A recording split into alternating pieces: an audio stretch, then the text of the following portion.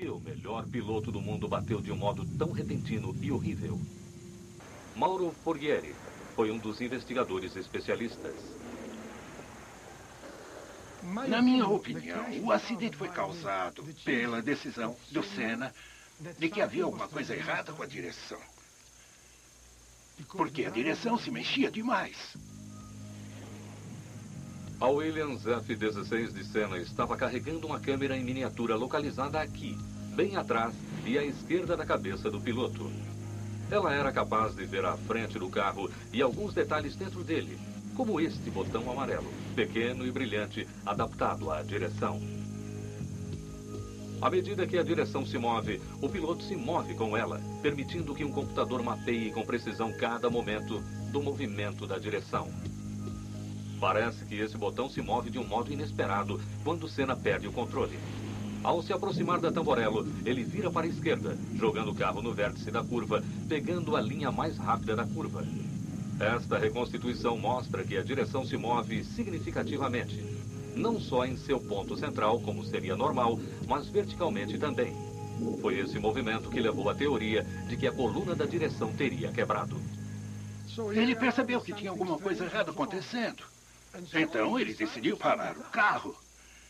Se você está dirigindo o seu carro e sente que a direção está se mexendo e acredita que tem alguma coisa errada, o que é que você faz? Você para o carro. Mas ele estava parando o carro a 320 km por hora. Essa é a diferença. A coluna da direção foi feita em sua maior parte de um tubo de aço de 22 milímetros, mas foi modificada a pedido do piloto para que ficasse mais longa. Uma seção extra de um tubo de 18 milímetros foi adicionada e soldada em ambos os lados. Nos destroços do carro de Senna, a coluna foi encontrada quebrada. Mas será que ela quebrou causando o acidente ou quebrou por causa do acidente? A resposta está no computador de bordo da Williams F-16. O carro do Senna tinha a direção monitorada. Por causa disso, uma das coisas que eles estavam medindo no carro era a força de torção que ele estava aplicando à coluna da direção. Pelo fato de eles medirem isso em todas as vezes, na hora do impacto pudemos conferir a informação fora do carro, na caixa preta, e ver que no momento do impacto ela não estava quebrada. Estes são os dados dos últimos 1,4 segundos antes do impacto.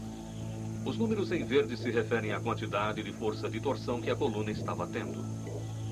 Se a coluna estivesse quebrada, seria impossível aplicar uma força de torção nela. Então, o número final, 7,18, prova que a coluna estava intacta.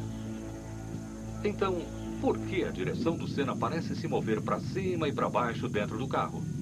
Bem, porque foi projetada assim. Estas imagens exclusivas, vistas aqui pela primeira vez, mostram a quantidade do movimento vertical da direção disponível em um carro da Williams de Fórmula 1 idêntico. A quantidade de esforço requerida para dobrá-la desse jeito é bem considerável, mas temos que nos lembrar que o piloto está sendo sujeito à força G 3 vezes mais forte e sem nada, exceto o volante, para suportar o peso dos braços do piloto do projeto permitido para este movimento. Então, se não foi a coluna da direção que quebrou, o que mais pode ter causado o acidente de Senna? A exatos 11 segundos na 7ª volta de Senna, alguma coisa reduziu a altura da pista da Williams. Os espectadores viram pela TV uma explosão de fagulhas, indicando que, sem dúvida, o carro estava tocando o chão no meio de uma das curvas mais rápidas do mundo da Fórmula 1. Mas o que fez o carro de Senna sair do chão naquele dia em 1994? No caso do acidente do Senna, houve um incidente ruim no começo. Então, decidiu-se que a corrida começaria atrás do carro de segurança. O carro de segurança é um carro que vai a uma velocidade razoável, porém menor que a de qualquer um de corrida. A corrida em Imola foi a segunda vez em que um carro de segurança foi usado em uma pista seca na Fórmula 1. E ele destruiu os carros, se arrastando atrás deles. Os pneus esfriaram comparados ao seu aquecimento normal nas corridas e se contraíram. E foi isso que causou uma queda tão crítica na altura da pista. Ele normalmente apenas estaria patinando, só tocando o solo naqueles lugares mais levantados.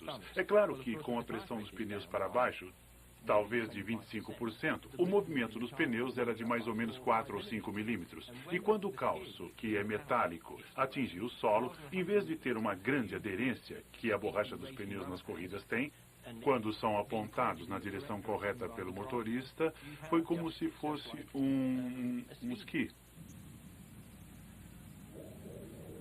Portanto, o problema não foi só a grande quantidade de força para baixo removida do carro, prejudicando a corrente de ar por baixo dele, mas também o fato de o carro ter ficado parado nesse segundo, somente com os calços de metal embaixo dele. O carro de repente ficou incapaz de gerar a aderência necessária para fazer a curva. A 11,2 segundos, a parte de trás do carro saiu. Com reações rápidas, Ayrton Senna girou o carro 1/10 de segundo mais tarde. A frente do carro travou e virou o carro para a direita.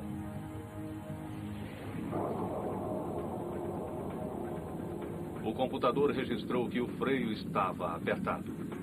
O carro agora estava desacelerando quanto podia, mas Ayrton Senna saiu da pista.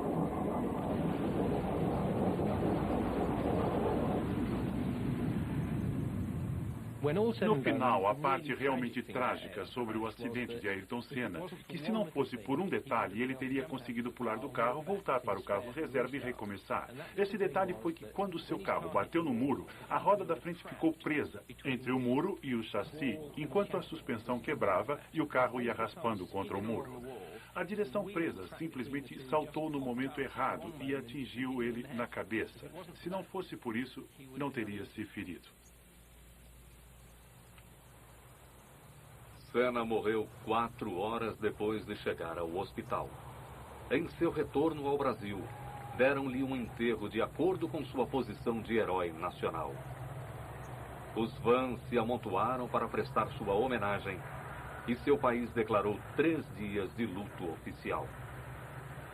As lições aprendidas desse acidente mudaram para sempre este esporte e, sem dúvida, salvou muitas vidas desde então. Essa é talvez a herança que nos coube de um grande homem.